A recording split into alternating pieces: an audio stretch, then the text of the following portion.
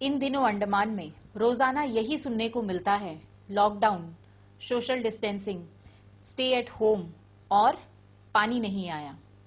एक तरफ कोरोना है, दूसरी तरफ पानी का रोना है, क्योंकि पानी के बिना जीवन संभव ही नहीं है। और पिछले साल नॉर्थ ईस्ट मॉनसून ने हमें धोखा दे दिया, जिसके चलते धन्नी खाड़ी का जल स्तर नीचे चला गया। तो पानी कहाँ से आएगा? अब तो 3 दिन के बाद चौथे दिन पानी आता है, वो भी बहुत कम समय के लिए। ये तो एक तरह से प्यासा मारने वाली बात हो गई।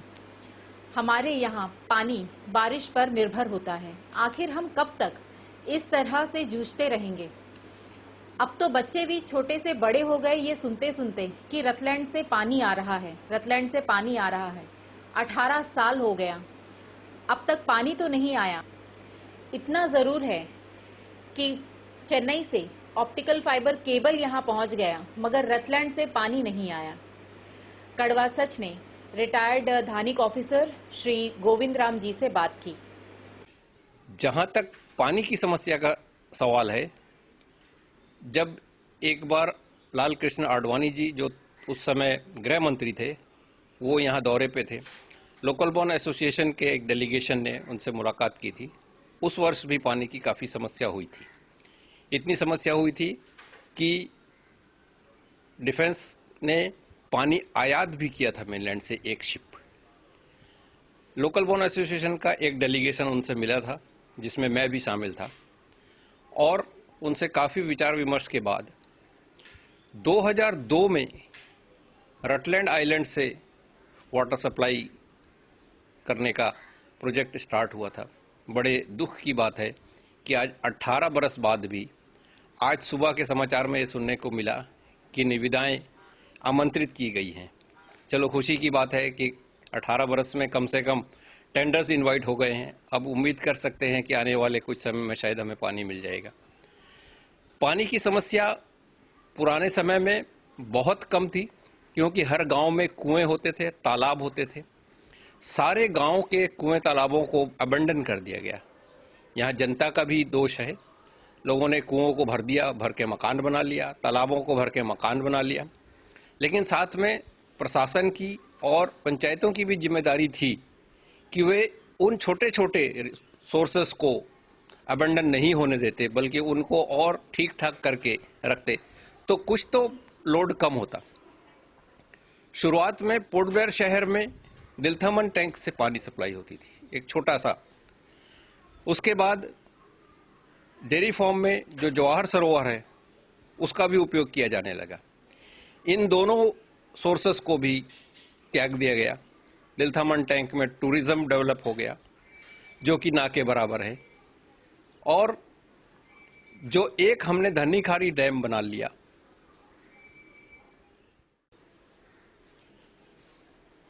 इस समय जो पानी की समस्या चल रही है, ये काफ़ी विकराल है और समस्या सही भी है। दिलथमन टैंक में पानी का स्तर काफ़ी नीचे हो गया है, जिसकी वजह है कि पिछले साल जो नॉर्थ ईस्ट मॉनसून ने हमें पूरी तरह से धोखा दिया। हमें इसका कारण भी सोचना पड़ेगा। पोर्ट ब्लेयर से लेकर लगभग रंगाचांग तक का सारे जंगल काट दिए गए हैं प्लॉटिंग के लिए। आप दूसरी तरफ चले जाइए, फरारगंज तक सारे जंगल काट दिए गए, धरती नंगी हो गई है प्लॉटिंग के लिए।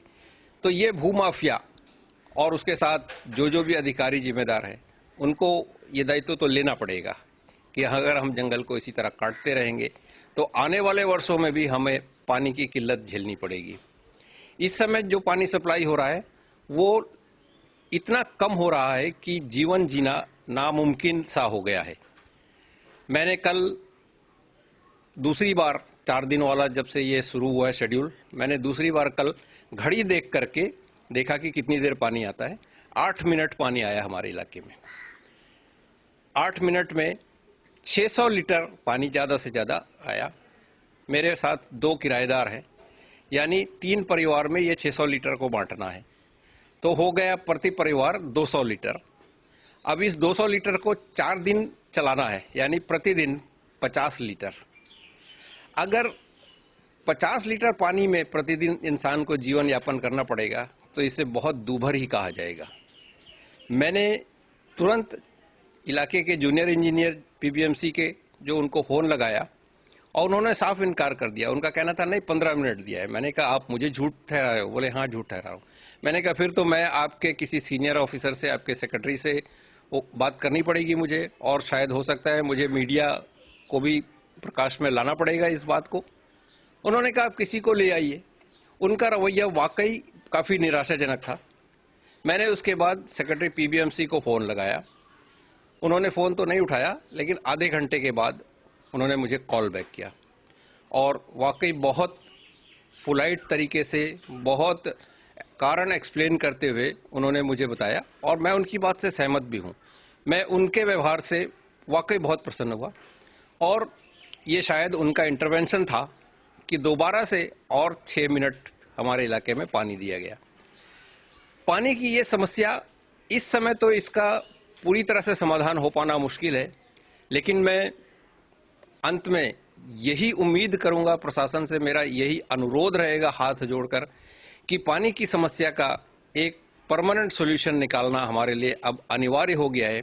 क्यों हमारी जनसंख्या लगातार बढ़ती जा रही है, बहुत सारे माइग्रेंट पॉपुलेशन यहाँ आ गए हैं और जनसंख्या जिस तरह से बढ़ चुकी है, अब केवल धन्नीखारी डैम पर भरोसा करके रहना और केवल बारिश पर भरोसा करके रहना, वैसे बारिश हमारे यहाँ शायद पूरे इंडिया में असम के चिरापुंजी के बाद हम 2 नंबर पे आते हैं।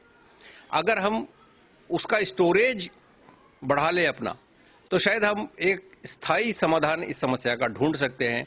उम्मीद करूंगा कि आने वाले समय में यह समाधान एक टाइम बाउंड तरीके से निकाल लिया जाएगा। पानी के लिए 2 ही डिपार्टमेंट जिम्मेदार हैं, एक पीडब्ल्यूडी, दूसरा पीबीएमसी। पीडब्ल्यूडी पीबीएमसी को पानी सप्लाई करता है और पीबीएमसी का काम है उस पानी को लोगों तक पहुंचाना। तो कड़वा सच की टीम ने सोचा कि क्यों ना हम पीबीएमसी सेक्रेटरी श्री सुनील अंचिपका जी से मिले और उनसे जाने कि किस तरह से इस किल्लत को कम किया जा सकता है। सर, अभी आए दिन वाटर क्राइसिस का आपके पास में भी काफ़ी कॉल्स आ रहे हैं, बहुत लिमिटेड पानी मिल रहा है, 4-4 दिन बाद पानी आ रहा है और लोगों को मतलब हार्डली 500-600 लीटर पानी मिलता है, उस पर अपना गुजारा करना, ये 4 दिन निकालना बहुत मुश्किल है। तो इस पर मतलब पीबीएमसी क्या करने जा रहा है? और ये अच्छा सवाल है, स्पेशली कोविड क्राइसिस टाइम पे। पीबीएमसी आप लोगों जानते हैं, एपीडब्ल्यूडी पीबीएमसी को वाटर सप्लाई करता है एंड पीबीएमसी डिस्ट्रीब्यूट करता है। This is the 2 roles of 2 different agencies. Now, due to northeast complete failure of northeast monsoon, Dhanikari Dam, that is the only source of entire PBMC area and adjacent rural areas. So, almost compared to last year, 7 meter नीचे चले गए पानी. So, this is the real water crisis situation.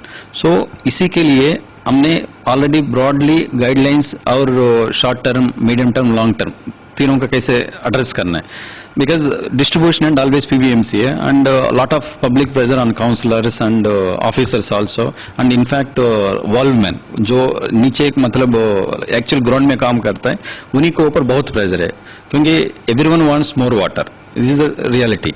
सो इसी के लिए अभी once in 4 days अभी पानी दे रहे हैं, once in 4 days. Apart from that, all these COVID facilities like quarantine facilities, 18 quarantine facilities, GB Pant Hospital and government establishments and few Duhang guest houses, इसमें where doctors and nurses are staying. For that, we cannot afford to, delay for the water. These are prerequisite for the पानी every day. And बातू बस्ती, आपको जानता होगा बातू बस्ती labour camp. So इन लोगों का compulsory हर रोज देना है.